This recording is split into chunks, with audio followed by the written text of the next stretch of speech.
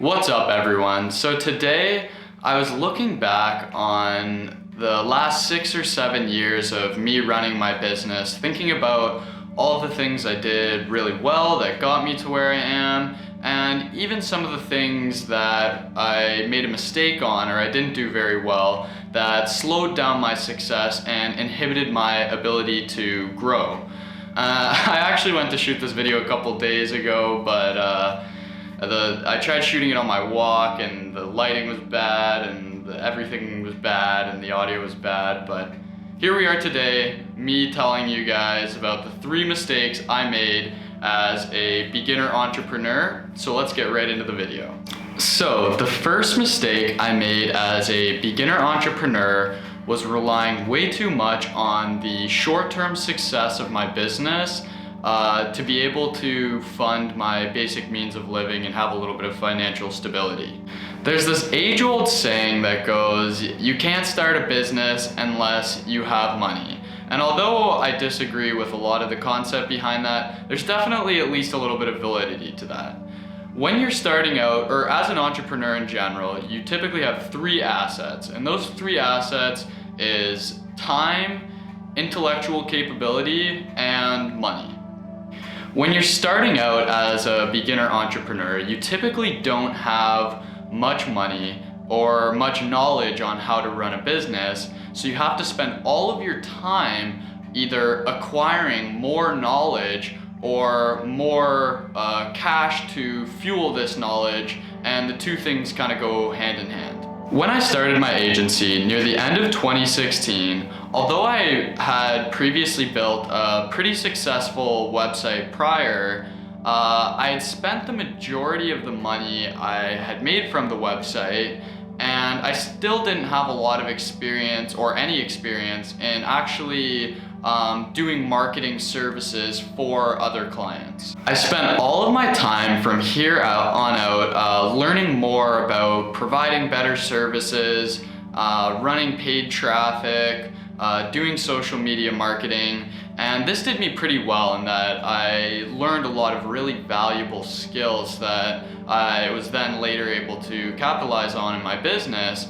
But due to a lack of funds, the time it took me to see results on the information I had generated was massively hindered.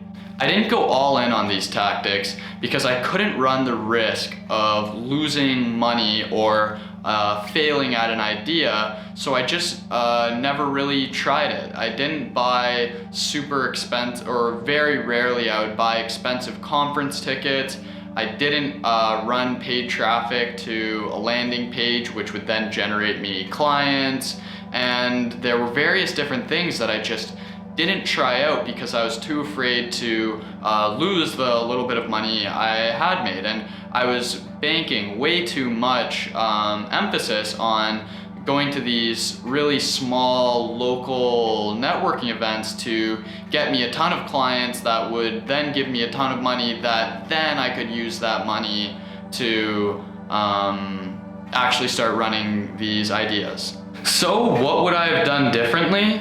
I would have gotten a part-time job that would have gotten me a couple $1,000s a month.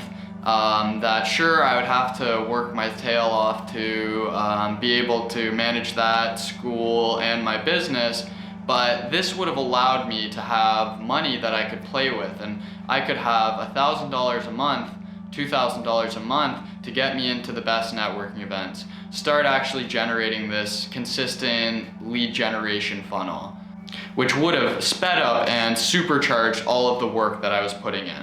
Although it's not 100% necessary to get this money from a part-time job, you can get it from friends, you can get it from family, it's just super vital that in the beginning stages of your business, however you decide to do that, you've got a bit of cash flow that you have and you're willing to lose on testing out new ideas in your business.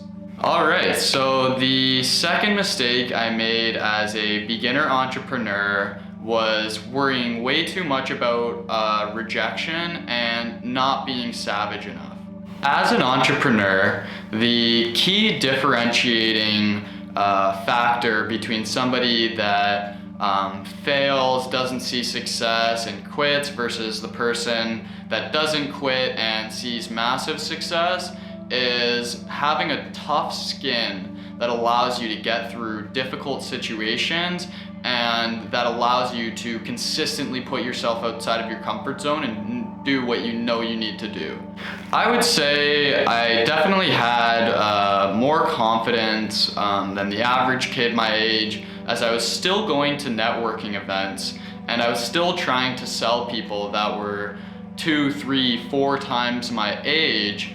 But this process, again, would have been sped up so heavily if I had just put whatever fear and ego I had aside and was just an absolute savage, no fuck giving salesperson. As a kid, I always associated sales with manipulation, greed, and just an overall lack of respect for the receiving party. Only in the past several months have I really understood the morals behind selling and the importance behind actually selling people super hard. The shift happened when I realized if the product or service that I'm selling is actually of benefit to the business and it is a positive ROI investment and I believe in the service I'm selling, I'm actually negatively impacting their business if they decide not to work with us. If we genuinely believe that we have a product that if they put $10 in, they'll get 100 out, then I'm doing them a disservice by not convincing them to work with us.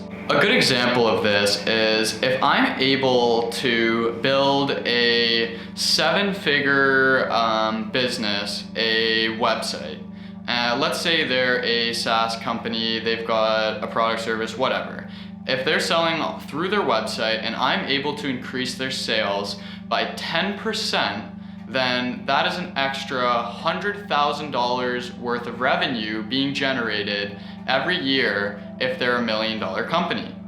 So if I'm generating them an extra $100,000 a year, if I approached them and said, hey, let's build this $10,000, $20,000, $30,000 website, that's not much of a stretch, as that's a huge positive ROI. At $30,000, that's more than a 3x ROI just in the first year alone. Now you might think, Josh, okay, yeah, results given, I take the return, but how do I guarantee that I can get this business these results? And you don't have to, because if you are logically determining that these are the best steps towards this person achieving that goal, then it makes sense to make the investment. If you could 100% confirm that if you could make $100,000, you give me $10,000, I can guarantee 100% that you'll get this return, then my price would have to be a whole lot closer to the $100,000 return than something like $10,000. Maybe I could charge $99,000 and it would still be a positive ROI. Let's say you go on the street and you've got 2 pennies and you go up to someone and you say, hey, do you want to trade my 2 pennies for your 1 penny? Pretty much every time that person is going to take it because it's a no-brainer ROI. Now, this is starting to get into value-based pricing. But my main point is if you believe in the service you provide and you're able to properly display to the client the benefits and outcomes of working with you, you should feel no guilt in trying to convince them that they should work with you and follow up with them a ton of times and be respectful. Of course, if they've said no a million times, you don't want to be spamming people, but if you're respectfully going towards people and you're telling them the value you have to provide and you're offering them valuable information, there's nothing wrong with that. Sales is the driving force of all business and even extremely important in your personal life.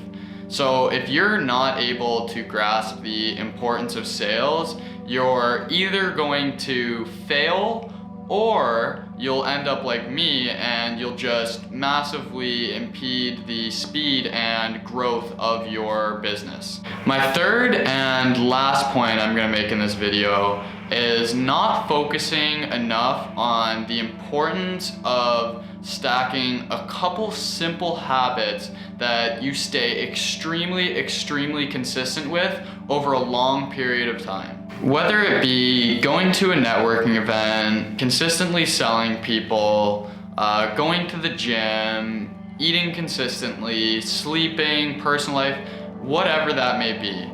By me not stacking and consistently following these routines, it completely kills exponential growth. I think a good quote that represents this is by Tony Robbins, and he says something along the lines of, it's not the things we do every now and then that shapes the course of our lives. It's the things that we do consistently every single day that shapes our lives. And I couldn't agree more with this.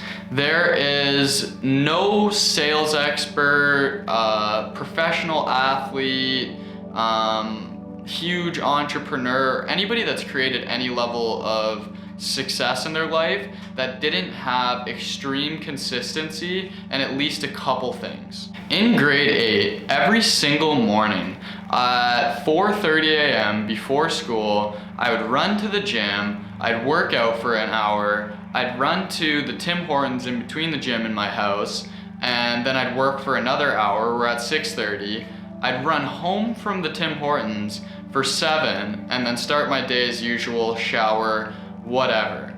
This was really great for the 3 weeks that I did this before I ran to the gym, and then slowly I skipped the Tim Hortons, and then the time got pushed back an hour. I stopped doing 4:30, then I did 5:30, and then I skipped the working at Tim Hortons. Then from there, I spent less time at the gym, and everything kind of just slowly started falling apart. Sure, I continued to go to the gym and continue my pretty strong work ethic, but because I started staying up too late, that impeded my ability to perform in the morning, and because I wasn't able to stay consistent with that habit over a very long period of time, it completely killed the 90% of results that would have been generated if, since grade 8, every single day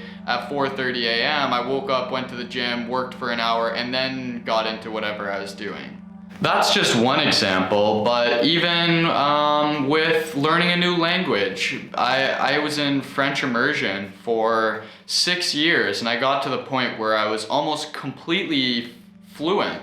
But then because I stopped practicing it, because I didn't continue to speak French every day, I have at this point almost completely lost the ability to speak French. And because I wasn't consistent with it over a long period of time, I didn't reap the benefits of understanding the French language. So how does this apply to business?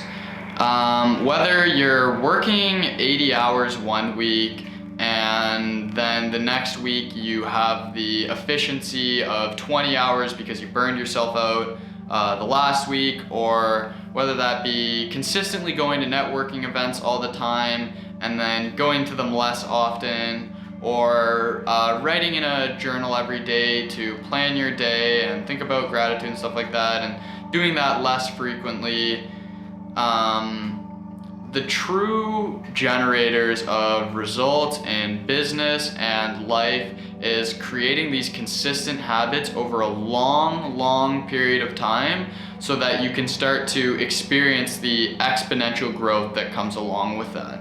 These are a couple of the habits that I actually use to stay consistent and continue seeing good results in my business. So every single day, I'm doing 20 rounds of Dual and Back, which is an app on your phone that improves your memory and cognitive function. I'm reading for at least 30 minutes a day, 10 minutes a day of meditation. I'm going to the gym at least 4 to 5 times a week, and I'm making sure to eat 3 times a day. Now, these may sound like super simple habits that even most people may have in check, but I found these, focusing in on these simple habits, which are for the most part completely unrelated to business, have made huge impacts in my business and my ability to perform in my work. So yeah, those are the 3 mistakes I made that slowed down my rate of success and kept me from experiencing as many results or the results I'm experiencing right now as quickly. Now, this didn't stop me from getting closer to the bigger picture or growing, period, but these definitely hindered the growth. So with all of these things, there is always a balance, and you can negatively overcompensate on the things I just talked about. So if I was trying to fuel my business with money, if I didn't have the mental capability or energy to withstand going to school, running my business, and having a part-time job, it may burn me out and then it'd have negative consequences. Or with being a savage salesperson, if I didn't genuinely believe in the product or service I'm selling, then that would actually be considered spam and the thing that I had negatively associated with in the past as a kid. Or with being consistent and following certain habits, some people become so regimented in their routine that they're not willing to try anything new or take any risks. So please just take all of this into consideration, and these are just mistakes I've made, and hopefully you guys can learn from them. I'm curious, what do you guys either find difficult as a beginner entrepreneur, or if you're someone more experienced, looking back on your career, what were some of the mistakes you initially made? I'm curious to hear, so please let me know in the comments below. If you enjoyed this video or found any value in hearing about my mistakes, please hit that like button so that the YouTube algorithm can do its thing and more people can learn about the mistakes that I made and hopefully avoid them in their career. So with that being said, thank you so much for your time in watching this video, and I'll see you in the next one.